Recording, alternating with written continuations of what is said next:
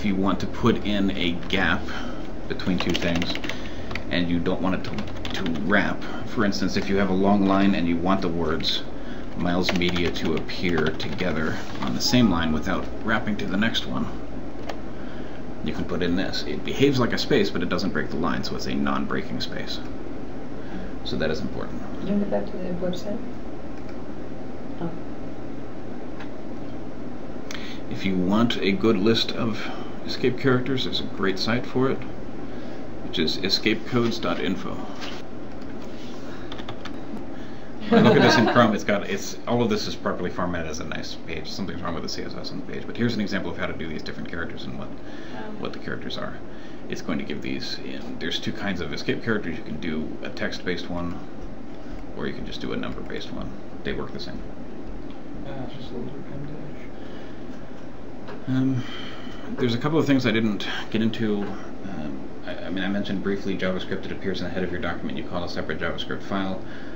That's a whole other possible class by itself. I don't think we need to get into that today, but JavaScript is not necessary for the website. It produces certain special effects like rollover effects and slideshows and so on. It runs in the computer's browser after the user has downloaded the page. It is not necessary. The only thing that we've gotten into that is noteworthy with JavaScript, and probably all of you have heard of Ajax by now. Ajax works by, after the page is loaded or after the user activates it somehow by clicking on something, it actually goes out back to the web server and gets more information and then shows that information on the screen without the user having to reload the page. So it actually breaks down the usual experience of surfing a website, which is going from page to page to page to page. Instead, you're staying on one page and you're just going and getting that information. If any of you use Facebook, for instance, you've got the list of all of the updates, and then every once in a while you'll see like there's another new post up at the top, and you click on that and it pushes the rest down and it gets that and it loads it on the page. You're actually going and getting information off of the server without having to leave the page, which is really nice. And it has really changed the way the web feels for a lot of people. It is not necessarily faster because you're still having to go make an HTTP request to the server, so it's the same speed as going to get another web page, but it feels in your head like it's faster. And that's what matters, really. So that's an important use of JavaScript, but getting into the technology of how that works, that's another whole hour by itself. So JavaScript is more for effects and CSS is formatting and so on? When you actually want to do something, the real meat of building a website, that is PHP or a pre-processing language like it.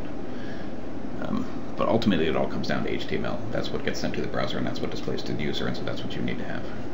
If you don't, you have to know HTML in order to do PHP, for that matter. And a couple of links that are helpful, and I'll send these around. I'd like to pull them up now. W3 Schools is a major site for learning any kind of coding technology for the website. World Wide Web is what W3 stands for. They have a section on HTML, so w3schools.com/HTML. They have a full tutorial of HTML here. Every tag, ones that I've gone over, ones that I haven't gone over, is all here. And they have a great link here on the side called Quick Lists, or Quick List, which has a quick example of every kind of major tag that you might use. We've gone over just about all of these. So you might want to bookmark this. And you should view source. Anytime you encounter a web page and you wonder, hey, how did they do that effect? Just view source and look at it, and it'll tell you right there. Unless they're doing something with JavaScript, like loading it in. If you go to Google, for instance, is praised for their very simple homepage, but there's no actual HTML there. It's all loaded in with JavaScript from somewhere else. So you can't actually read how they write their code. The entire thing is 10 lines of JavaScript. There's no HTML there.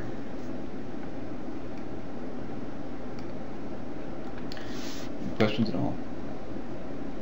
Can we have a class on JavaScript and jQuery? Sure. That'd be awesome. Sure, we can do that. I think PHP is more essential to building a website. JavaScript is sort of icing on the top of the cake, but we can do that after as a third series. jQuery, for anybody who doesn't know, is just a library of different effects. It has already been built. It has been tested across all of the browsers, and so you can install it. And it's just like writing your own JavaScript. You can write it yourself, or you can go steal it from somebody and put it on your site. Or there's open source ones which are meant to be shared, so there is no stealing in effect. But people steal stuff off the web all the time. You want to put Google's logo on your site, you right-click, you save image, save it to your desktop, and add it to your website. So stealing is part of the web.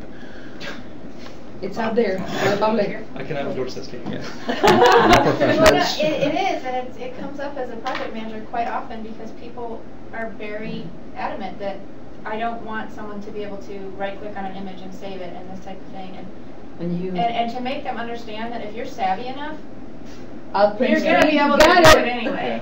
Yes. It's a difficulty that you run into. People that they don't understand that you cannot like cut off all ties. There's still the possibility it may happen. We can try everything we can, but Yeah, you make it harder, but you can't make it impossible. That's right. Right. So now you know advanced techniques. If somebody has disabled right-clicking with JavaScript, so you can't do that, you can still go up to View Source in your browser and look up what the image name is out of that and go straight to that in your address bar and make it the image. Or for that matter, you can just hit print screen and paste it into some kind of art program. I did go to one site and they wouldn't even let you print screen. So They sorry, probably you disabled can't that do on the keyboard. Yeah. Ooh. I don't know about you all, but I navigate by right-clicking on the page often, so I'll right-click and hit back. And it drives me crazy when I can't right-click on a page because they think I'm trying to steal it. I was like, I'm just trying to go back. I'm not trying to steal anything. Stop calling me a criminal. It's like when you buy a DVD and they've got the FBI warning on there. Don't steal this. Yeah. It's like, I paid for this. That's your first screen you go to. Yeah. It's not innocent until proven guilty, right? Right. Yeah. It's guilty until proven innocent. Yeah. Scott, how intuitive do you think HTML is? I mean, it seems like a lot of the code makes sense. So for you, who obviously has a much bigger knowledge base than us, do you, if you don't know something, do you take a guess and play with it first before you go look it up? Yeah, again, different people have different attitudes on the subject. I prefer to understand how it works and make it work myself unless I'm in a hurry. Sometimes there's simply no getting away from looking it up online and figuring out how they do it. But even then, I don't like to rely on their code and just take their code and put it in there. I'll go and look at how they do it, but I'll still write it myself. And it's still important to do that, I think, to build your own skill set and just get comfortable with it. Right. All it takes is time. So. Time? We don't have time. Yeah, well. The one commodity that Yes. we don't Yeah, have. right. It just takes time. Yes. You can learn this stuff quickly. Most of us in Web Team learned HTML very, very quickly. I learned it in 2 days. I don't know about anybody else. I was just bored one weekend in college and said, I'm going to learn how to make a web page, so I did. And it's not because I knew how to computer program before that. I certainly didn't. That was my first experience with it.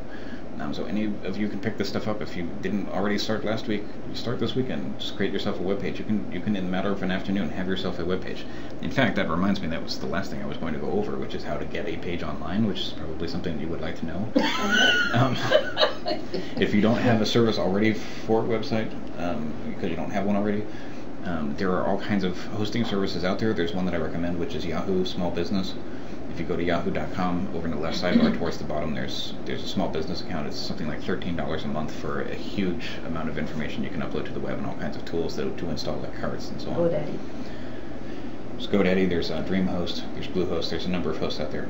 But you create an account with them, and they usually have some kind of a file manager tool. So you write your HTML file, you create your images, and you upload them using this file manager tool, and then you've got them online. Obviously you need to go get the URL of the account, but is that what you would recommend for somebody building their first website, is to kind of start from scratch and just use HTML and build it from nothing? For if you're doing your first website now, I would recommend do it on your computer like this. Create an HTML file on your desktop, edit it, maybe create the other pages like that, get it the way that you want it, and then worry about getting it online. If you're going to do something like PHP that's going to have to run on the server, you can't really do that on your computer. Right. But learn HTML first. That's one of the problems with PHP. If I need to edit a file, I have to go and connect to the server. I have to be online to do it. If I lose my internet connection, I can't work.